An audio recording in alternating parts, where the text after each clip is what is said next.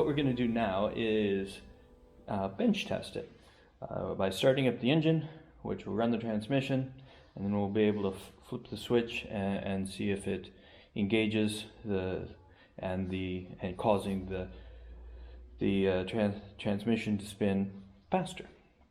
So I have it in third gear. You want to make sure not to have it in reverse if you're going to bypass all the security measures. There's no load on it, so I'm not worried about any of the other safety features about it being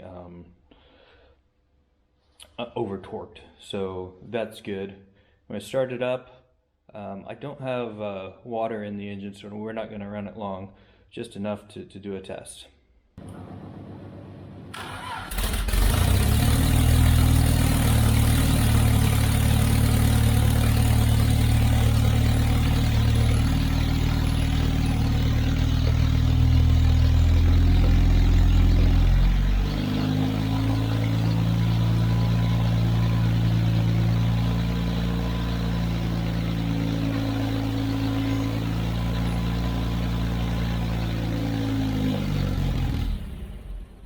So that test, I think, was very successful. I don't know if you could see it on the camera, but I had the speedometer kind of hooked up. I'm missing the 90-degree transition piece right out of the transmission, but it went in well enough to get a reading on the speedometer.